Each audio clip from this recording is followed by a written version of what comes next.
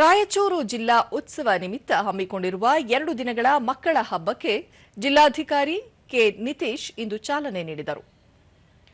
ಅಪರ ಜಿಲ್ಲಾಧಿಕಾರಿ ಶಿವಾನಂದ, ಜಿಲ್ಲಾ ಪಂಚಾಯತ್ ಮುಖ್ಯ ಕಾರ್ಯನಿರ್ವಹಣಾಧಿಕಾರಿ ಈಶ್ವರ್ ಕುಮಾರ್ ಕಾಂದು, ಪಾಲಿಕೆ ಆಯುಕ್ತ ಜುಬಿನ್ ಮೊಹಾಪಾತ್ರ, ಸಹಾಯಕ ಆಯುಕ್ತ ಡಾ ಹಂಪಣ್ಣ ಸಜ್ಜನ, ತಹಶೀಲ್ದಾರ್ ಸುರೇಶ್ ವರ್ಮಾ ಸೇರಿದಂತೆ ಹಲವು ಶಾಲಾ ವಿದ್ಯಾರ್ಥಿಗಳು, ಪೋಷಕರು ಉಪಸ್ಥಿತರಿದ್ದರು. ಕಲಾವಿದರಾದ ಅಶೋಕ ಕೊಳಲಿ ಅವರ ಕೋಳಿ ನೃತ್ಯ, ಕುದ್ರೋಳಿ ಗಣೇಶ್ ಅವರ ಜಾದೂಗೆ ಮಕ್ಕಳು ಮನಸೋತರು.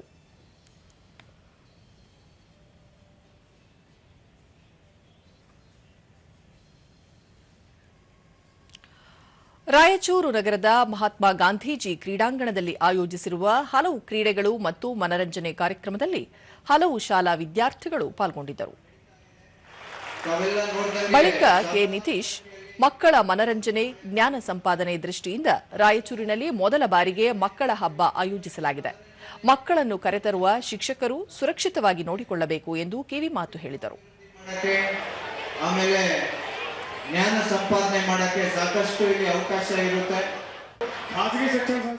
ಈಶ್ವರ್ ಕುಮಾರ್ ಕಾಂದು, 2 ದಿನಗಳ ಕಾಲ ಮಕ್ಕಳ ಹಬ್ಬ ನಡೆಯುತ್ತಿದ್ದು, ಹೆಚ್ಚಿನ ವಿದ್ಯಾರ್ಥಿಗಳು ಮತ್ತು ಪೋಷಕರು ಭಾಗವಹಿಸಿ ಕಾರ್ಯಕ್ರಮವನ್ನು ಮತ್ತಷ್ಟು ಯಶಸ್ವಿಗೊಳಿಸಬೇಕು ಎಂದು ಕೋರಿದರು. ಆಕ್ಟಿವಿಟೀಸ್ ಎಲ್ಲ ಆಗ್ತಾ ಇದೆ. ಇಲ್ಲಿ ಮನೋರಂಜನೆ ಜೊತೆಗೆ ಶಿಕ್ಷಣ ರಿಲೇಟೆಡ್ ಕೂಡ ಚಟುವಟಿಕೆಗಳು ಆಗ್ತಾ ಇದೆ. ಮೊದಲನೇ ಸತಿ ಜುಬಿನ್ ಮೊಹಾಪಾತ್ರ, ಮಕ್ಕಳು ದೇಶದ ಆಸ್ತಿ, ಅವರನ್ನು ರಂಜಿಸುವ ಉದ್ದೇಶದಿಂದ ಕಾರ್ಯಕ್ರಮ ಆಯೋಜಿಸಲಾಗಿದೆ ಎಂದು ಮಾಹಿತಿ ನೀಡಿದರು. ಬೇರೆ ಚಟುವಟಿಕೆಗಳು, ಸೊ ಹಾಗಾಗಿ ನಾಳೆನೂ ಇರುತ್ತೆ. ನಾಳೆ ಇನ್ನೂ ಜಾಸ್ತಿ ಸಂಖ್ಯೆಯಲ್ಲಿ ಇವತ್ತು ಸಂದೇಶ ಮುಗಿಸಬೇಕು ಅಂತ ನಂದು